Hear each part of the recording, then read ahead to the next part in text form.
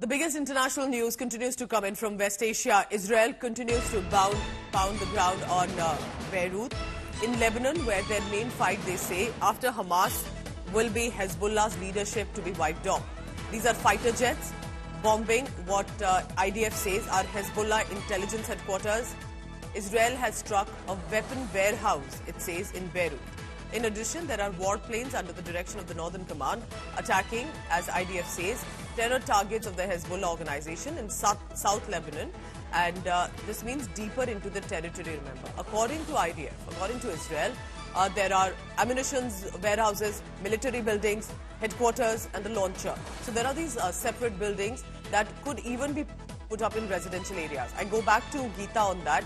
Geeta, it's 1 year of what Hamas started with the massacres, and then Israel has continued to respond. But now it's Lebanon which becomes the focus. What are you picking up? The visuals show there's clearly a lot of blasts and strikes and ground ops happening. Well, they have become a target because of Hezbollah, and it just seems like the Israelis are trying to ensure that anyone who's named the next chief of Hezbollah, or if they think that the Hezbollah still have the strength and capability to attack, which they do, because they have been pounded from Lebanon in yesterday and day before as well. And if that continues, then they will continue to retaliate. So yes, for now it does seem like Lebanon has become the hot spot, and all focus has shifted from other areas. But the big question is, it is October 7th today. It is the anniversary of the October 7th attacks that took place last year. And we've already seen Iran having attacked Israel. Is Israel going to retaliate? Because that's what the Netanyahu government and Netanyahu himself have said. So, awaiting what can really happen and become a huge crisis in West Asia could spill over, just because there are reports that Russia is saying that should Iran be attacked, Russia will intervene. So we're looking at international players. The U.S. is already in the region supporting Israel, ensuring that missiles are intercepted. The U.S. is already in the fray. Should Iran be attacked, will Russia also intervene and enter this entire war? Is the big question. And if that happens, we're looking at a massive scale in terms of not just the West Asian crisis, but the West Asian war.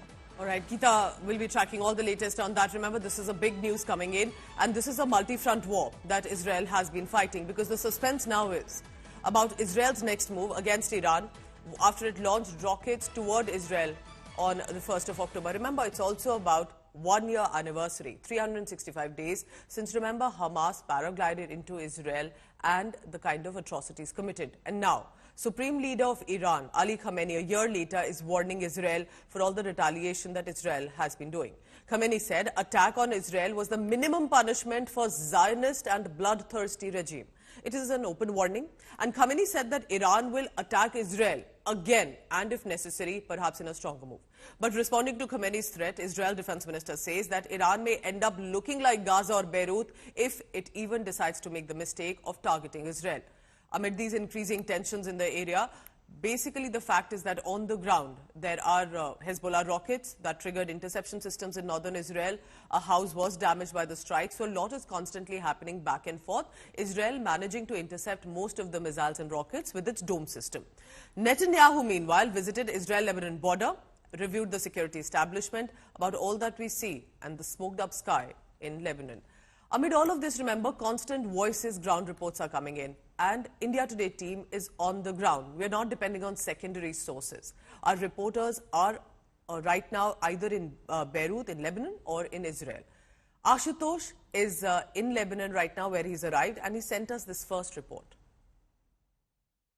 मैं इस समय Lebanon की राजधानी Beirut में पहुंच गया हूं। भारत के समय के अनुसार 12 बजे से ज़्यादा का समय हो चुका है, यानी आज तारीख जो है कैलेंडर में वो बदल चुकी है भारत के समय अनुसार, और 7 अक्टूबर है। 7 अक्टूबर का दिन इजराइल के जो अध्याय में दरअसल काले अक्षरों से लिखा जाता है जब उसके ऊपर हमास ने हमला किया था, लेकिन उसके बाद हिजबुल्लाह जब इस लड़ाई में कूदा तो उसके बाद स्थिति कैसे बदल गई है। लेकिन आधी रात को लेबनान सबसे व्यस्ततम शहरों में से एक जो बेरूत है, आप देखेंगे यहाँ पर आने जाने वालों की संख्या बिल्कुल कम हो चुकी है। एयरपोर्ट पर आपको ज़्यादा लोग दिखाएंगे नहीं।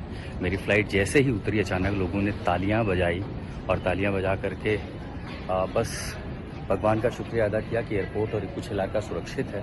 यहाँ तक इमिग्रेशन पर जो अधिकारी थे वो भी पूछताछ कर रहे थे मैं यहाँ क्यों आया हूँ, और जाते जाते उन्होंने कहा कि आप भी सुरक्षित रहें, और उन्होंने बताया कि हालात काफ़ी चिंताजनक हैं। और उस चिंताजनक में आप देखेंगे कि आपको बहुत कम लोग इस फ्लाइट में जो दोहा से होते हुए आई, आपको बहुत कम लोग दिखाई देंगे। यानी लगभग 200 की क्षमता वाले विमान में कुल मिला के 60-70 लोग भी मुझे नहीं दिखाई पड़ते हैं। एयरपोर्ट पर सन्नाटा आपको दिखाई देगा ज़्यादातर इलाकों में, और इसी से आप समझ सकते हैं कि बेरूत में स्थिति कैसी है। लेबनान बेरूत से मैं आशुतोष मिश्रा।